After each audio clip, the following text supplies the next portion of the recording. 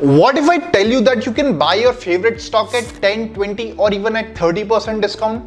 Believe नहीं हो रहा ना, पर इसके लिए कंडीशन है, you have to be an existing share holder of that company. क्या आप गेस कर सकते हो मैं किसकी बात कर रहा हूं? Well, you guessed it right. I'm talking about the rights issue. But before we talk about whether you should be investing in it or not, let's first talk about what is a rights issue. Our rights issue is an invitation to the existing shareholders to buy additional new shares of that company. और ये invitation को और भी lucrative बनाने के लिए companies market price से कम price पर इन शेयर्स को इशू करती हैं। कंपनी इस एडिशनल इनफ्लो ऑफ कैपिटल को डेट रीपेमेंट में, बिजनेस एक्सपेंशन जैसी चीजों में काम में ले सकती है। अब आपने जान लिया है राइट्स इशू क्या होता है, तो चलिए बात करते हैं ये काम कैसे करता है। First of all, a company will announce the rights issue in a very specific ratio. It can be 1:10, it can be 1:15, it can be 1:5. ये रेशियो कुछ भी हो सकता है। सिंपल लैंग्वेज में समझे तो ये कुछ इस तरीके से, अगर कंपनी रेशियो डिसाइड करती है 1:10, तो इसका मतलब अगर आपके पास उस कंपनी के 10 शेयर हैं, तो उन 10 शेयर के ऊपर आपको 1 शेयर एडिशनल मिल जाएगा, तो टोटल अब आपके पास हो जाएंगे 11 शेयर। अगर आप राइट्स इशू के लिए एलिजिबल भी हैं और आपके पास पैसा नहीं है, तो डोंट वरी, कंपनी आपसे एक बार में पैसा नहीं मांग रही है। The company will collect the fund in installments. So basically the first installment is called as the first call and the remaining sum will be collected in 2 installments. But क्या हमें हर डिस्काउंटेड चीज खरीदनी चाहिए? What if you do not wish to apply for rights issue?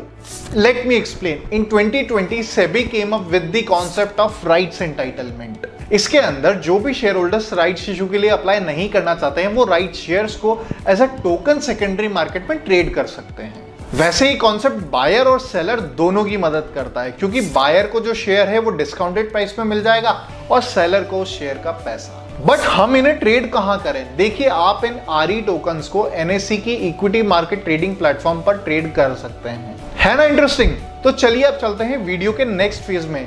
देखिए, बहुत से लोगों को राइट्स इशू और बोनस इशू में कंफ्यूजन होता है। चलिए हम इसको क्लियर कर देते हैं। अब जो सबसे पहला डिफरेंस है वो ये है कि राइट्स इशू के अंदर एक शेयर होल्डर को अपने राइट्स मैनुअली एक्सरसाइज करने पड़ते हैं, जबकि अगर बोनस और स्प्लिट शेयर्स की बात करें तो उसमें सारा प्रोसेस ऑटोमेटिकली हो जाता है। Now the participation in the rights issue is optional. अगर आप चाहो तो अप्लाई कर सकते हो, आप नहीं चाहो तो कोई बात नहीं। वहीं हम बात करें बोनस या स्प्लिट शेयर्स की, तो ये मैंडेटरी होता है हर शेयर होल्डर के लिए। Till now, we have talked about the generic stuff about the rights issue, but does it have any specific benefit for you or even for the company you own? देखिए, जो rights issue होता है ये company के लिए additional income stream की तरह होता है और ये हेल्प करता है करंट फाइनेंशियल ऑब्लिगेशंस को पूरा करने में। और अगर इन्वेस्टर पॉइंट ऑफ व्यू से बात करें तो इन्वेस्टर को स्टॉक्स डिस्काउंटेड प्राइस में मिल जाते हैं और उसका एक्सपोजर उस कंपनी में और बढ़ जाता है। देखिए, कुछ एडवांटेजेस हैं तो कुछ डिसएडवांटेजेस भी होंगे। जब मार्केट में नंबर ऑफ शेयर्स इंक्रीज हो जाते हैं तब उस कंपनी का ईपीएस और अर्निंग्स पर शेयर डिक्रीज हो जाता है।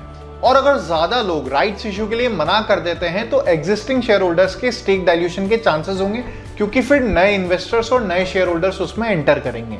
Well then, should you apply for rights issue? Well, इसका आंसर तो आपको तभी मिलेगा जब आप किसी कंपनी के राइट्स इशू मार्केट में लाने के पीछे के रीजन को जानेंगे।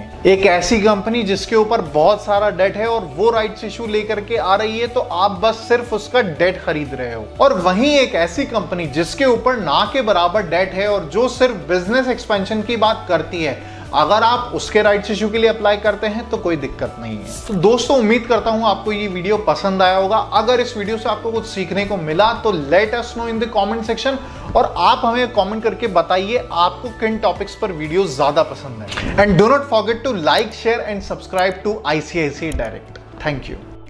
Investment in securities market are subject to market risk. Read all the related documents carefully before investing.